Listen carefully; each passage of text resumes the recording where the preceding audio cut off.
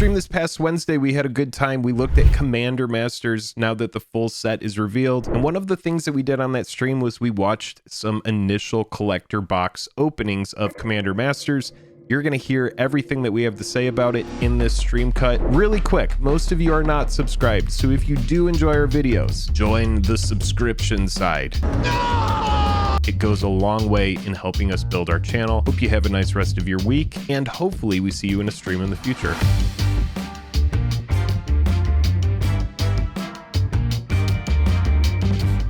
Highest level of gratitude to our patrons who power the channel through Patreon. Check out the Patreon link in the description to learn about monthly giveaways, VIP Discord access, and even our official playmat. Channel is Ascarius. Go subscribe to Ascarius if you want to watch some openings. Apparently, we've never seen this channel. We don't know anything about it. We don't condone this channel. We're just saying we're going to watch it right here. But I want to see that subscriber remove if it's cool. Please note, we're an LGS, and since the full spoiler is out for this set, we're doing an unboxing to see what the new set feels like. This product was not purchased from any stores. Release date is 4 August 2023.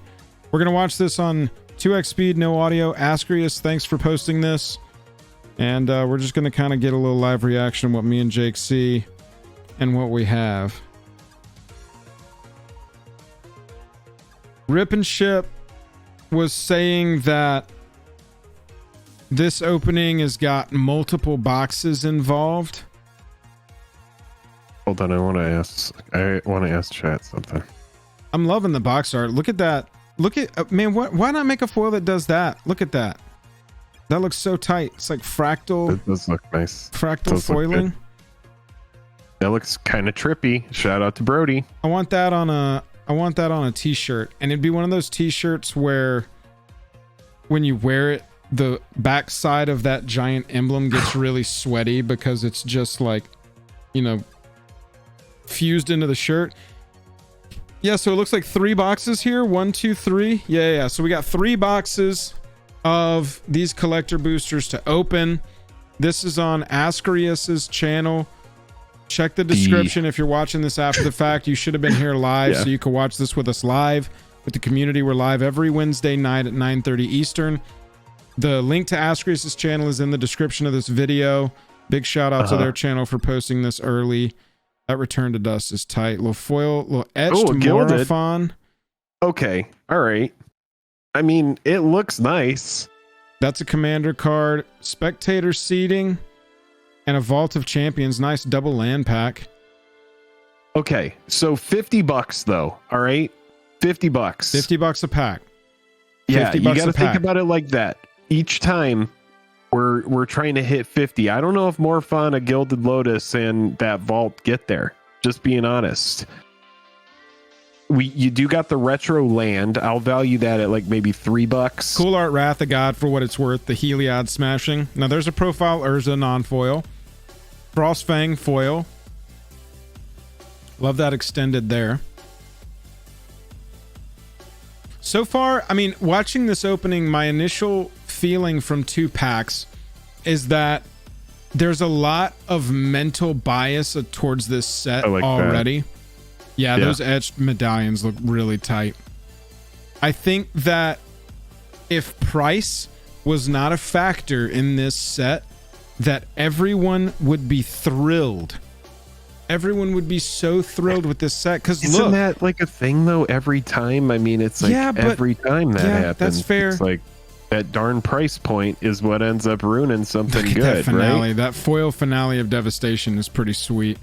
Not in our top 10 hits, but sweet nonetheless.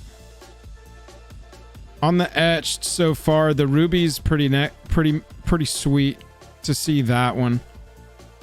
So each pack, it looks like, has one of those retro foil lands. You got all your commons and uncommons as per usual, and then you got 4 hits. So it's just like Double Masters 2022. Flawless. You got your extended art hit, you got your etched hit, you got your profile hit, and then you have your standard rare, which you can see there is the pile that's third from the right. That's right, just here. Your standard rare pile.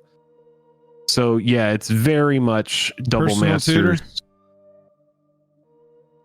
Foil Flawless was the last one he opened. Just real quick, we'll zip it back. right there. That is the foil flawless maneuver. And sheesh. I know that these prices are going to fall in the short term and probably over the first year or so, but some of those individual variants will begin to rise at some point, years down the road. And I feel like those free spells in the extended, in the foil, etched Archfiend. That's a cool, sweet looking card. That almost has like a vibe from like the blacked out. There's a Jeweled Lotus. Non-foil Jeweled Lotus. This is 10th on the list, right? Isn't that right? What'd we say, chat? Yeah. So that's like a hundo right now, right? Pretty sure. 125. Remember, because the non-foil super version, or the non-foil second super version here from this set is about what I remember Jeweled Lotus as being from the first set years after the fact. So, and kind of settling off at 125. So that pack has a $125 hit in it that I'll be selling automatically. Yeah, the Archfiend had the double feature vibes. It definitely kind of looked like that because of all the black on it. It looks good. I can see that. It does look good. I do love like so many popper downshifts. We were looking at it, chat, and there are 130 rarity changes. Yeah, I mean, that's a good hit. That's a good hit. Let's see what else this pack ends up having. Etched. Oh, man. Don't want to hit Regal Behemoth as your rare. Foil Morophon, and then foil Great Henge. So yeah, that's a good pack. What I end up doing is Great Henge being like $30 after all this. Yeah. I think that it will crack back up because that's one that they're going to use to sell sets as we move forward and sell box topper sets. Even if it's a set within a set, they're going to be using it to sell sets. And so love that new RKF Darksteel mutation, by the way. Oh God, imagine getting that in your foil etch slot. Inferno Titan is a quarter, probably. How many textured are there, chat? Aren't there 10 cards they picked? We definitely haven't hit a texture from the yet. Eldrazi. Wait, I think it's 10. I mean, and thing is, chat, we've been watching this at 2 mostly. All right, that card's relevant. That is a Zalortha. I do like that. That's the first time we've seen Zalortha actually printed. Right. So, chat, Zalortha was Godzilla the first time that it came out, and it was only available as Godzilla. In paper. We had seen Zalortha. What you're seeing in this hand now is the new Zalortha. We had seen this art before as the Zalortha art, but this is the first time in paper. It's just kind of an oddity. It's not going to be worth a lot, but it's an oddity of the set. It's cool. Yeah. It's cool that they put that in the set. And it's a nice little Easter egg for everybody who was waiting for that. This version of Mike Jake is just so hot. You've got to get this for your character. It's really good. The way that background matches the zombified blue skin is just so good looking, dude. It is. Lance did say it is 10 textured, so we are correct on that. It's 9 of the profile mythics and Jeweled Lotus. Jeweled Lotus, yeah. But even we've seen, chat, with like all of the super special thing. If it isn't a serialized thing, most of it races to the bottom. A lot of it does. That's just a gilded, but it looks good. Yeah, I know. That's what I'm saying. It's just artifacts in the foil etched in particular. It looks super sexy to me. And this set has got the medallions. This set has got Gilded Lotus. This set has got Idol of Oblivion, which is huge in token decks. Not expensive hits. Maybe some of the medallions will be. But oh man, I want to see that Marin a little bit more because that's what a foil profile one looks like. The pink really didn't seem to pop too much. All right, so Jake, just to recap, we are here at 1052 of 1157 on this 3-box opening. 3-box opening. 12 packs total. Each pack is $50. Yep. And we've seen a Jeweled Lotus. We've seen like a $125 Jeweled Lotus get pulled. Nothing else in the top 10. I mean, we saw, yeah, you're right. We saw some good stuff, but I don't think that this comes out to, you know, what, 50 times 12, $600 worth of cards. Frame break, smothering tithe in foil. That's pretty sweet. Maybe a $50, $60 card there. guessing long term. But overall, I mean, I'm seeing a lot of really fun cards and a lot of like ridiculously. That was a hot pack. Yeah. Ridiculously playable cards. There's a ton of staples in here. Yeah, Psych Rift. Tons of stuff that, I mean, that Exsanguinate is in here. Exsanguinate getting a reprint is really cool. There's tons of downshifts. There's like downshifts from, there are some upshifts as well, but the downshifts are going to make it to where some cards that were previously pretty expensive become much less expensive, which is really exciting. Oh yeah. Yeah. Like way less expensive. Like it is. I think even that's the excitement for this set, right? Is obviously the meme has been beat to death that the value is just, it's just too much. It's just too expensive of a set in general for what you could potentially open. I mean, it's, how would you feel opening that? Someone just asked in chat, how would you feel, Joel, opening that for $600? Oh, what we just saw there. Do you would think that, no. So like, so for you, it's just like for $600, you see the cards, they look good, they look cool, they look like a good, like they look nice, but for you, it's just not worth the 600. You would rather, if you were spending it on Magic, buy something else, or I could get so many cards, so many for singles $600.